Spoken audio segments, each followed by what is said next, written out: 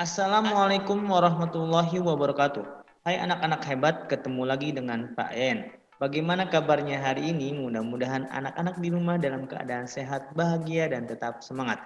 Hari ini kita akan belajar bersama-sama tentang kisah keteladanan Nabi Ishak alaihissalam. Tujuannya agar anak-anak di rumah bisa mencontoh ataupun mengikuti keteladanan yang ada di dalam kisah Nabi Ishak alaihissalam. Oke, untuk itu mari sama-sama kita dengarkan kisah keteladanan dari Nabi Ishak alaihissalam. Kisah keteladanan Nabi Ishak alaihissalam. Nabi Ishak alaihissalam adalah putra Nabi Ibrahim alaihissalam dari istrinya Siti Sarah. Sedangkan Nabi Ismail adalah putra Nabi Ibrahim dari istrinya Siti Hajar.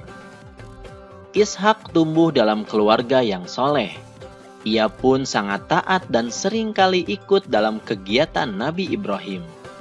Sejak kecil, Ishak adalah sosok yang ramah dan disukai banyak orang. Nabi Ishak alaihissalam akhirnya diangkat oleh Allah Subhanahu wa Ta'ala menjadi seorang nabi dan rasul. Sebagai utusan Allah, Ishak diberi tugas untuk melanjutkan perjuangan Nabi Ibrahim, yaitu menyebarkan ajaran agama yang benar. Beliau terkenal sebagai nabi yang ramah kepada kaumnya. Beliau selalu mementingkan keselamatan umatnya, keluarganya, dan anak-anaknya. Sebelum tutup usia, Nabi Ibrahim alaihissalam menginginkan Nabi Ishak untuk menikah dengan wanita yang soleh. Tak lama setelah itu, Nabi Ibrahim pun wafat. Nabi Ishak alaihissalam memiliki dua orang putra, yaitu Ish atau Aish dan Yakub. Menjelang usia lanjut, Ish sebagai anak tertua seringkali merawat Nabi Ishak. Pada suatu hari, Nabi Yakub alaihissalam diminta ibunya untuk membuatkan makanan untuk Nabi Ishak alaihissalam. Nabi Yakub pun mengerjakannya dengan senang hati. Karena kesolehannya, Nabi Ishak pun mendoakan Nabi Yakub, "Semoga engkau menurunkan nabi-nabi dan raja." Meskipun saudara kembar, Ish dan Yakub keduanya justru kurang rukun. Padahal Nabi Yakub alaihissalam sangat menyayangi saudara kembarnya itu. Tapi Ish membenci Nabi Yakub alaihissalam karena merasa iri hati terhadap Yakub alaihissalam yang menurutnya lebih dimanjakan oleh ibunya. Apalagi setelah tahu bahwa ayahnya mendoakan Nabi Yakub alaihissalam. Seharusnya doa itu adalah untuk dirinya. Bahkan Ish mengancam akan membunuh Yakub agar doa ayahnya tidak terwujud.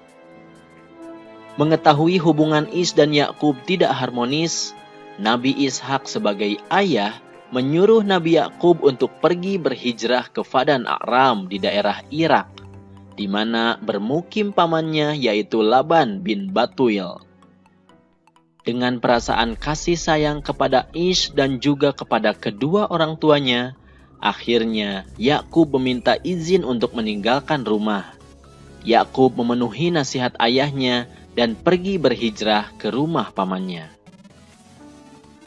Itulah adik-adik kisah keteladanan Nabi Ishak alaihissalam. Ada beberapa hikmah dan keteladanan yang dapat kita ambil dari kisahnya tersebut. Di antaranya, kita harus bisa mendamaikan orang lain yang berselisih. Seperti sikap Nabi Ishak kepada anaknya, ketika ada perselisihan dalam keluarga, beliau selesaikan dengan cara damai, santun, dan bijaksana. Kemudian, kita juga harus bersyukur kepada Allah Subhanahu wa Ta'ala karena telah diberi kedamaian, yaitu dengan cara berbuat ramah kepada orang lain. Nabi Ishak alaihissalam adalah sosok yang ramah kepada kaumnya. Hal itu ia tunjukkan karena Nabi Ishak alaihissalam senantiasa menginginkan kedamaian. Baik, hari ini kita sudah belajar tentang kisah keteladanan dari Nabi Ishak alaihi salam. Mudah-mudahan anak-anak di rumah bisa mencontoh dan mengikuti keteladanan dari Nabi Ishak alaihissalam. Cukup untuk hari ini, Pak Ayan ucapkan terima kasih dan mohon maaf.